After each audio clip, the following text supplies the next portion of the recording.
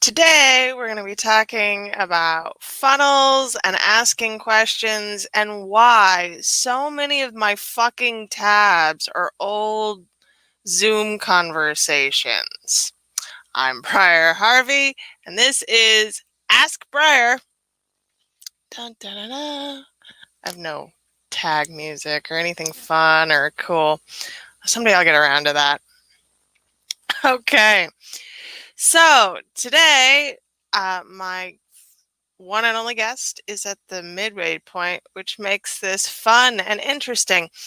So I thought I'd take a few minutes to, I don't know, potentially introduce myself to people who don't know and possibly tell you why I'm here and why I'm torturing myself with live video recordings on YouTube, because it's certainly my idea of a fun time. I am a mom of 3, technically 4. We'll get to that. Um, Maybe more than that. Never mind, we'll get to that. I have been married for 20 years next month. My oldest daughter is 18. She is autistic. My middle son is 9, and then my youngest is 3. And in between the 2 boys, there is a missing baby, which is a fun and enlightening story, let me tell you. Okay, so I started my business about 10 years ago. I was making hand-blended massage oils and personal lubricants. It was the wild west of the internet, and the oil shillers were not as crazy as they are now, and no one was talking about ingesting or doing things like that. It was still just essential oils, and we were all fairly responsible with their use. So I was making lube and massage oil and selling them on the internet and having a grand old time talking about sex, mostly because that's how I was selling the personal lubricant side of this. And at some point in time, some of my customers said to me, in the way that this happens, "You talk about sex a lot, Briar. You should be a coach." And so I was, because again, wild west of the internet, and nobody cared in those days that you were hanging up a shingle and saying, "Hey, I'm a coach now." Today, I have a lot of feelings about that. Coaching is very akin to therapy, and we do not have the same standards for coaches as we do for therapists. There are a lot of people who practice as coaches who maybe shouldn't be practicing as coaches. And not only do we care that they don't have credentials, we just honestly don't care what those credentials are, where they came from. It's a whole loaded thing now. But then, now it's fine. I was a coach. It's great. So I was working as a sex coach, and I was doing fairly reputably for myself then. It was like 8 years ago. I had a Facebook group. I can't imagine how many people would be in that Facebook group now if I still had it. And I was 34 weeks pregnant with my 3rd child. And I had just had my first 5-figure launch, the one that we all like to talk about in business as being the thing. It's 5 figures, right? 5 figures in a launch. It wasn't in one day, but it was in a week. And I was going to be teaching a group coaching program on life and sex after baby. And then 2 weeks later, I had a full-term stillbirth and nearly bled to death, and the baby died. And I certainly could not teach any class on how to have a life after a baby because I didn't have a baby. I have also never eclipsed that sales figure since, if we're wanting to talk about self-analysis. So then let's see, after that, it took me a while before I exploded the business, but in fact I did explode the business. That's also a story for another time.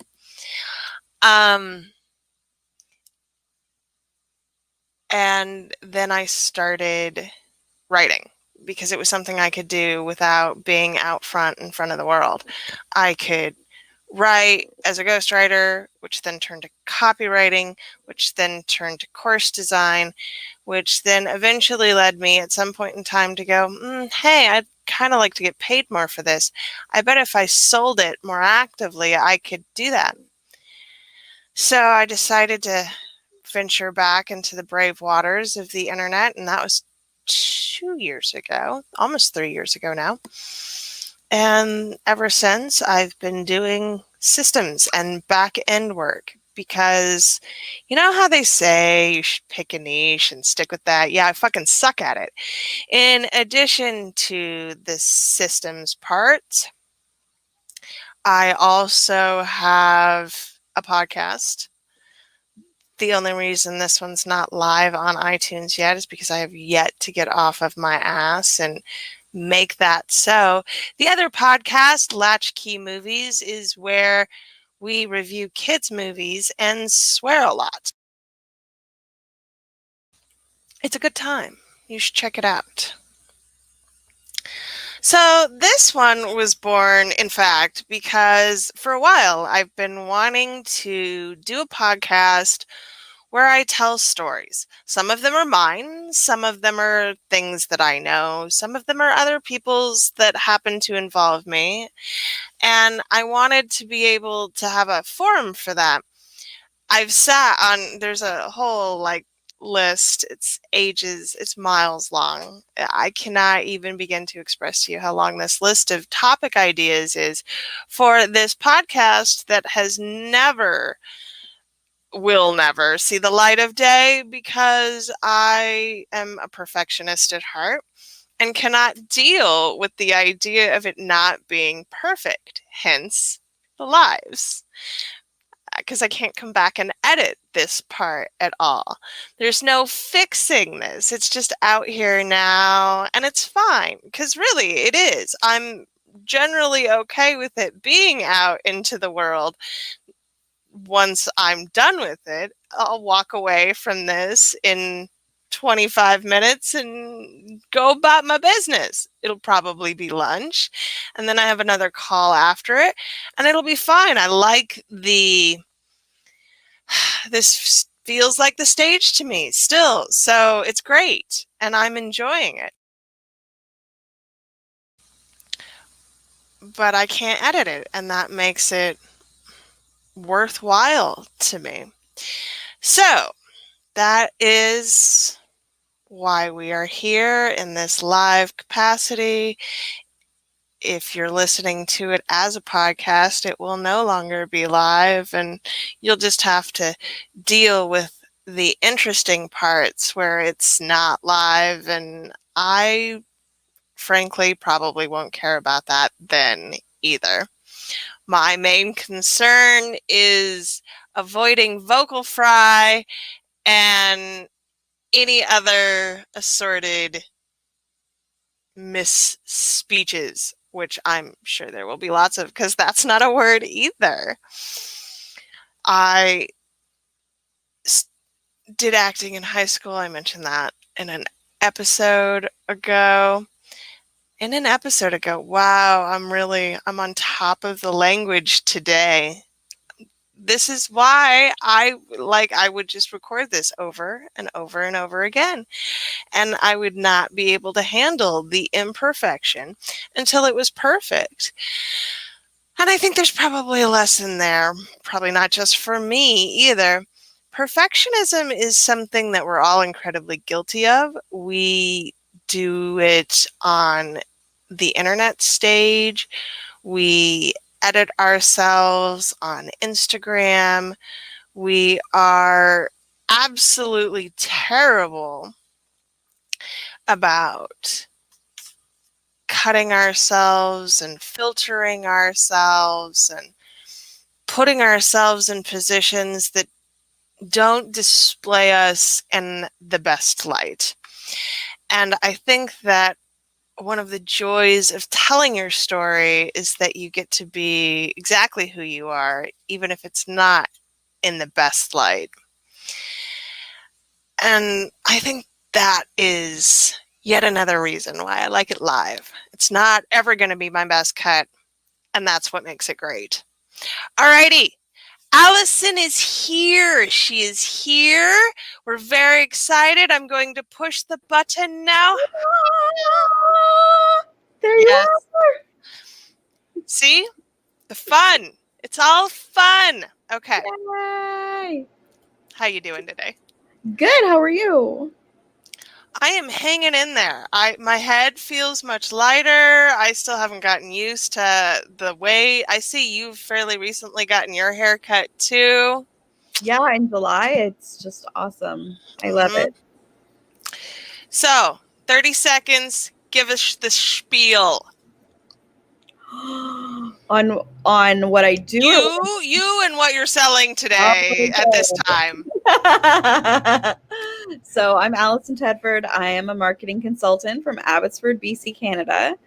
And I work with brands and solopreneurs and help them share their values through their marketing content.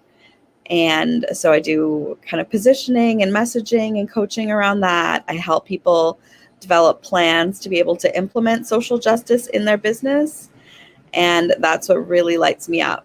Otherwise, I write copy and content, and I love supporting people in their journey to make their dreams and spread them everywhere. That's my favorite thing. Just not in MailChimp. Not in MailChimp. Oh, no. Not a fan. Not a super fan at all. I don't know why anyone would be. And I think people still, honestly, I think people still use it because it's the one they know. It's the one that everyone hears of. And as soon as you learn it, you should learn that there are better options. Yes. So many better options. Yes. I'm a hardcore Klaviyo fan, actually. I like Klaviyo, actually. It's good. Yeah, I really like that. And I actually found that Infusionsoft / Keep is not as bad as people say it is. No, but it's not my favorite. No. It's not. Oh my God, I'm trying to remember. It's not GetResponse. I had a client with GetResponse, and I wanted to throw that one through the window. Like it's pretty bad. It's pretty bad. All right. We are not here to talk about email software, although that could be a whole fucking thing. I'm certain of it. No, what I really wanted to pick your brain on is it ever too early to start integrating funnels into your business? And what are the things that people make the most mistakes on when they are just making decisions about automating their marketing? Okay, now I have to ask, are you asking generally or for you specifically? Well, I mean, I'm asking for a friend, obviously. Okay, you're asking for a friend. Well, then the first thing that I would tell your friend is you need a goddamn email list. Yes. Yes, it's a cobbler's children situation. Oh, God, I know. You don't even have to tell me about those things ever. Oh, my God. I don't have a funnel of my own. I'm building one right now, but I still don't have a funnel of my own.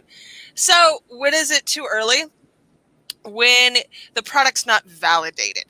So if we're talking about your friend who may or may not have a course that she has sold successfully to a full cohort, that's a validated product.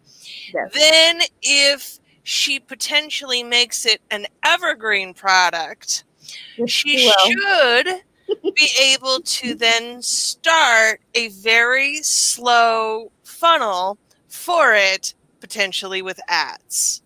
Mm-hmm. Now, cost is a factor here because it is difficult to sell a $500 course on Facebook ads. It's not 2015 anymore. We used to be able to do that, but we cannot really do that anymore. So it's an end of funnel thing. And what you need to have is the little tiny, oh God, they're all copyrighted. Pocket product and tiny offer, and I'm sorry to all of those people whose names I'm not naming, but little products, right? The little Yes. $25, and I say $25, what I really mean is $27 or $29, but $25 product, right? You got to have one that leads you in, and then at some point in time, you can later make the offer for your $500 big course. Yes. Yes.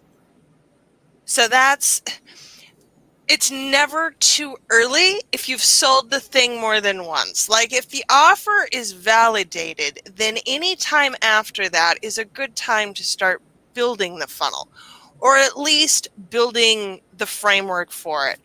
And the thing about funnels is that they take time. It is not easy to and you build them on the back end, too. I have had customers come to me, hey, can we put this together in a month? Well, no, you cannot. I mean, you can, but you don't want to pay me the rush fee that it'll cost to put it together for you in a month, because that's a lot of extra work. So start then with the email list. Just have one. Start building it slowly. Then having a pocket offer is helpful. Then getting people onto the list, because these days we'd rather spend $25 than give you our email address for free. This is sad, but true. And they may not use it and they won't remember you because they got it with 12,000 other things. Right, but if they paid $27 for your product, they at least went through the cart system. So when they get an email from you, they're like, "Oh yeah, I remember this thing that I bought that I didn't do anything with." Which is, let's be honest, still the case. We don't download the PDFs in your free opt-in either. We might click through on the spreadsheet. If it's a spreadsheet, because we all like to click through and look at pretty Excel pages. Come on, that's true of all of us. We like the pretty Excel pages. But we're probably not going to use it afterwards. So I'm updating my pitch list. I pitched this as an opt-in yesterday. I have more than 100 people who have raised their hands for it, and I will send it to them when it's done. And I might get those. The conversion rate on this is probably, I'm going to guess, about 20%. So I'll get those people on my list, and then 2 of them will, I mean, let's be really honest. 2 of them will actually go to the spreadsheet, read the pitch options, and go, hey, I should do something with it. One of them might send a pitch out. I mean, so when we're looking at the early part of an opt-in, it needs to be something small, tangible, that they will potentially pay money for and then probably not use. And then that leads them into the upsell or the downsell. And those are, I'll be honest, I understand how they work. I still don't understand how they work. I don't understand them.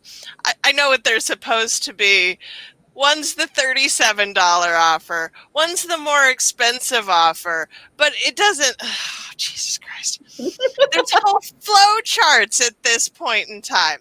And what we're really after with funnels is, how are you benefiting your customer, right? Mhm. That's what you and I care about. Yeah. Building a funnel should benefit the end user. So what can you offer as a small, tangible portion of your big $500 class, right? That's what you need to figure out, is your tiny offer, tiny product. That's $25. Figure out what that looks like. And then, yeah, you can start building a funnel. But you want it to be worthwhile. You want it to mean something. You're not just looking to make $25 off every schmuck who just opens up their wallet. Exactly. I mean, I'd love to wear all the rompers that would flow from it, but I do ultimately care that people are getting good use out of it. So, figuring out what the use is, Mhm. how they can benefit from it, is ultimately going to inform the shape of your funnel the design of it. Your business is always, I'm getting into all of these architecture metaphors now that I can't seem to escape, but that is, in fact, you're building a framework with a funnel, right? Yeah. We want to guide people in down the long hallway to the big welcoming door at the end where they pay us lots of money.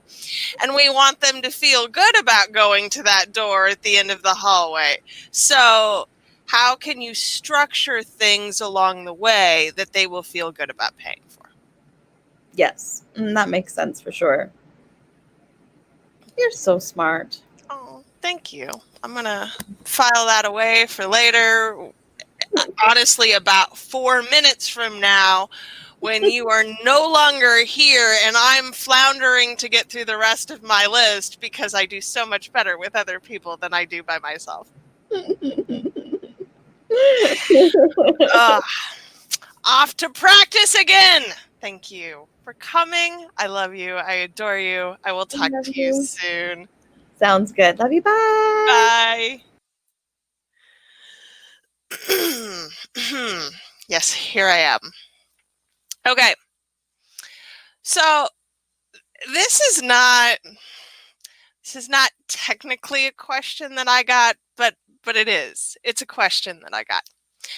When I was pitching the podcast to people, which I did as a surprise, by the way. I did not tell people that I was starting a podcast where I was going to have them on to ask me questions, because it felt like a good, through line. And when I started approaching people to get them to come on the show, one of the responses I got really surprised me. It was not a question. It was an assertion that they didn't have any questions. And this happened more than once. So there's a whole actual sentiment there about being able to ask the question. And I've been thinking about it for a while. One of my favorite quotes from old Socrates, because Socrates isn't right either, y'all. Just saying. Old Socrates said that wisdom is knowing that which we do not know. And I've always loved this ever since my very first philosophy class, because there's so much we don't know, right? These are the things that we know that we know. And these are maybe the things that we know we don't know. But these are the things that we don't even know we don't know. There's a whole bunch of shit that we will never even be aware of not knowing. We can't. We don't have that kind of time. The human life is a little too short to be able to even ascertain what we do not know. So I was honestly a little surprised by this, because I always have questions. There is never not a point in time where I don't have questions. And I don't believe that there are stupid questions. I believe that there are stupid people who ask questions, but there are not stupid questions. So, not having a question then was a really interesting perspective to me. And I think what it comes down to isn't that they don't have questions. It's that they're concerned about not appearing to be an expert at all times. Because if I admit that I don't know, then I might not be an expert about all of the things that I do know about. And I'm really honestly fascinated by the need that we have, especially these days, to constantly be in charge, to be the expert, to be the authority. Part of that, I think, comes from certainly some of the circles that I hang out in with high-level entrepreneurs who are trying to sell and scale that expertise. There is something clearly that comes with selling yourself as a service or as a product even, and not even in a sexual way. I mean, most entrepreneurs who are service providers are selling themselves as the service first. They may be providing a service, but what people are ultimately paying for is who they are as a person. And these people don't want to be seen as people who don't have all the answers, which I can understand on one level, but on another, I'm a little bit frustrated by the need to feel like we have all of the answers. It's important to me to be open to the question, because when we're open to that question, we're open to the possibility of it. We're open to the possibility of being wrong. We're open to the possibility of having a conversation. If we're not open to not being the expert all of the time, then we're probably not open to being told we could be wrong. And there's a lot of humility in being wrong and in being willing to admit that you're wrong, to being willing to admit that you don't have all of the answers. I feel like we need a little more of that humility in the world right now. I would like to see us embrace the question more often. For me, when it comes to embracing things, I tend to lean into those things on a pretty cyclical basis. One of the things that I've started doing recently, and I started it kind of unconsciously during Cancer season this year. I am a Cancer. I am very much a Cancer. And this year's been rough for me. I leaned into it fairly early on in the year that 2020 was going to really fucking suck, that there was a lot of probability that the dreams and goals that I had set out for myself weren't going to happen. And because of that, honestly, I feel like I've been at a bit of an advantage. I've had lots of time to really do that deep soul searching that has been required of this year, to feel my feelings and to figure out what it is that matters to me, what it is that is important to me, what I want to be doing as I proceed on with this year. So, sort of in Cancer season, I leaned into feeling those feelings every day. I started working with someone who was a tapping expert. I started doing regular tapping on some of my programs. I started doing regular cord cutting rituals. I started really being aware of what my boundaries are. And I am not a person who has boundary issues. I will tell your ass no so fast it'll make your head spin, and I'll do it with a smile, because my boundaries matter deeply to me, and they have mattered and been foundational for me for almost 2 decades. So certainly that wasn't the issue, but being clear about my boundaries has definitely led to some real blessings. So with that in mind, I left Cancer season and being aware of my feelings and entered Leo season. I'm right on the cusp between Cancer and Leo. So I consider myself a Cancer, but there's a lot of lion in my chart, as evidenced by, look at my podcast. And I wanted to really cultivate that. So I went into Leo season being clear about how I shine for the world, how I appear to other people. I wanted to be seen in grace and glory, and thus this podcast was born, because I am just a little bit vain, and it's okay. I'm leaning into those parts of myself. I'm leaning into the luxury of being able to choose exactly what it is that I do and exactly how it is I'm spending my time.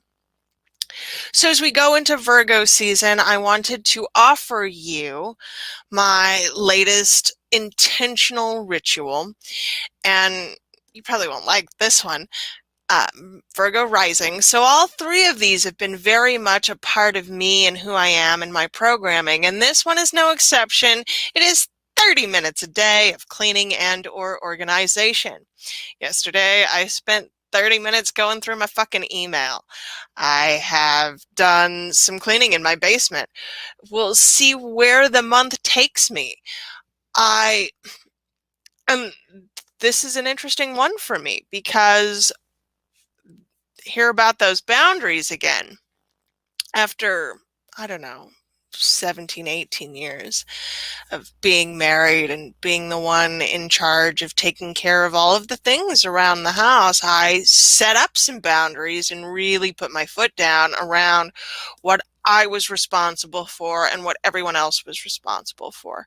So these days, I don't clean. I don't fold laundry. I do it because I don't actually trust anyone to do it correctly. But that's a me thing. I could probably get rid of that one if I was willing to, too. I have children who are capable of running a washing machine, but I don't trust them. So I don't fold laundry, and I only cook dinner 2, maybe 3 nights a week. I have delegated it out. I consider myself the general of the household, and my husband is the field marshal. I create the plan, he executes it, either by doing it himself or delegating it to the children or to somebody we pay. And when COVID started, we got rid of our cleaning service because it wasn't a cleaning person, it was a service. I did not feel comfortable having someone in who I didn't know, who I couldn't guarantee their level of health. And while the house has not slipped into utter disrepair because I am Virgo rising, it's tidy, it's not clean. So I'm really working at what that cleanliness looks like, what it means to me, how I can incorporate it, and how I can do it in a way that feels sacred. All of this for me from Cancer season on this year has been about incorporating the sign in a very holistic way that feels good to me as I am invoking these things. Next up, we will have Libra, and I am fairly confident that Libra season is going to be devoted to getting my fall and winter wardrobe in place because I feel like that's great Libra energy. Scorpio is after that, and that's going to be a hell of a thing, but we'll probably work on my ancestor rituals and how I work with my spirits. It'll be a good time. I'm looking forward to it. as I really do when I am building out these rituals and things in my life. They're foundational for me. Which brings me, last but not least, hey, I'm getting really good at filling dead air time where there's no one talking to me but me. Vanity. Okay, so I'm working right now on my recruitment offer. And I think the way that I want to describe this right now is if your business is a house, then you've been spending a lot of time in it this year. You've come to realize that you don't have all of your foundational things in place. You don't have contracts, or you don't have back-end systems where you can go in and find something at a moment's notice.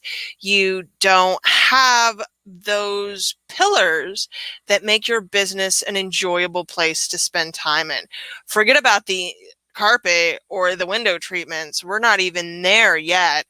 So many of you, I think, are having problems just figuring out where the next step is. And there's this huge, overwhelming sense of guilt that I keep hearing about from my clients because I have all this extra time now. I should be able to figure this shit out. And I'm here to inform you that systems do not come naturally to most people. You are unlikely to just figure them out on your own. What that means for you then is that you probably need help, and you probably need to bring someone in who is qualified to take a look at the mess and help you pick up some of the pieces, help get all of those shredded papers into the trash can, help get the good stuff filed away in a cabinet somewhere.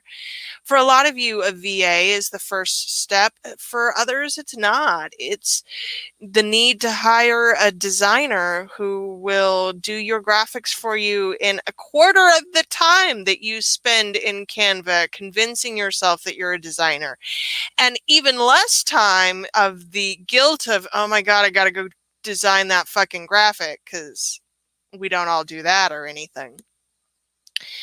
So knowing that you need to turn things over is half the battle, maybe. Then it's hiring someone, and hiring someone seems to be a real obstacle for a lot of my people. It's something that you're having real problems with because you don't know who to bring in, and you don't know what they need to do once you bring them in.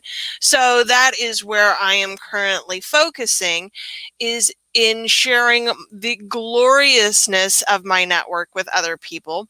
If you need someone to come in and do something for you, whether that's a VA, whether that's a graphic designer, whether that's a copywriter, trust me, I know someone you can call, and I know someone who is going to do that work for you in a way that matters, right?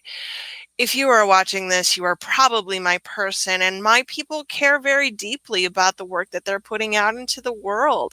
They care a lot that it matters, that it's significant, that it's meaningful, that it's impactful, and that it's changing things. And with all of those things being equal, who you bring in then matters. You want people who are doing that work in the same way. So let me find that person for you so that you don't have to do the work. I have an offer strictly for hiring, and I have an upgrade for hiring and onboarding, because sometimes you need someone to come in and help show the help around. And that is well within my purview to do as well. So I'm looking forward to presenting this offer over the next couple of weeks as I continue to flesh it out. It's not fully there yet, but I'm very excited about it. I'm beta testing it right now. If you're interested, contact me and we will go over the price. It's wholly cheap balls right now because, again, I'm beta testing it and I'm solidifying the offer. Let me know if you are interested. All right, guys. Look, 39 minutes. Holy shit. I actually can talk about nothing to myself for an extended period of time. I'm pretty pleased. This is going to go well. I'm so excited to be doing this. It's going to be fun. Okay. If any of this was of value to you, please buy me a couple of tacos. Link is down below. and I will see y'all on Friday.